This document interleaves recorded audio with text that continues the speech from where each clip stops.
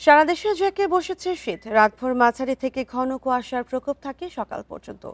দুর্ভোগ বেড়েছে খেটে খাওয়া নিম্ন আয়ের মানুষের। আরও জানাতে দিনাজপুর থেকে আছেন সহকর্মী ASM আলমগীর। আলমগীর, নিম্ন শীতের প্রকোপ কেমন দেখছেন এবং নিম্ন আয়ের মানুষের জন্য কোনো সহায়তা পেয়েছে কিনা, ব্যবস্থা করেছে কিনা প্রশাসন, এবং মানুষের দুর্ভোগ কতটা?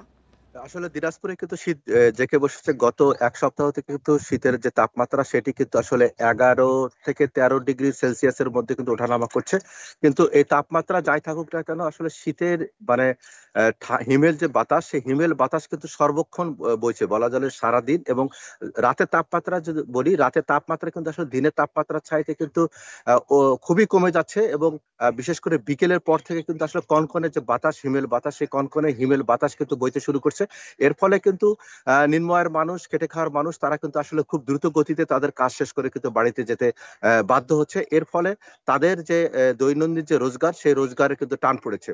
আর প্রশাসনের পক্ষ থেকে বলা হচ্ছে যে শীতের জন্য প্রত্যেক উপজেলায় 3 লাখ টাকা করে বরাদ্দ দেওয়া হয়েছে এই শীত বস্ত্র কেনার জন্য। কিন্তু এখনো পর্যন্ত আমরা দেখিনি কোনো দিনাজপুরের 13টি উপজেলা আছে, দিনাজপুরের 13টি উপজেলায় শীতার্তদের মাঝে প্রশাসনের পক্ষ থেকে শীত বস্ত্র বিতরণের বিষয়টি।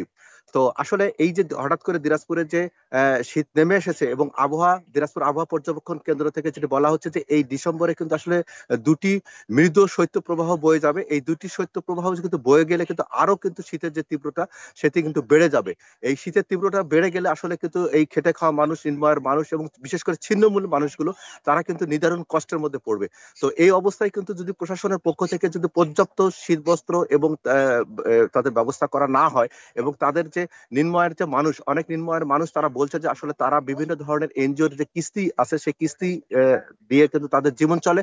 সেই কিস্তি মেটানোর জন্য তাদের যে প্রতিদিন যে আসলে রোজগার, সেই রোজগারটা কমে যাওয়ার ফলে আপনার দৈনন্দিন যে তাদের আয় এবং ব্যয়ের যে সামঞ্জস্য, সেটি কিন্তু আসলে বেড়ে যাচ্ছে। এর ফলে তাদের জীবনযাত্রা কিন্তু নির্বাহ করা কিন্তু অনেক কঠিন হয়ে যাচ্ছে।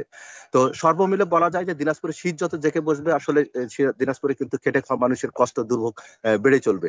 এই ছিল দিনাজপুরের শীত নিয়ে সর্বশেষ অবস্থা। দিনাজপুরের শীতের পরিস্থিতি নিয়ে জানাচ্ছিলেন সহকর্মী ASM আলমগীর।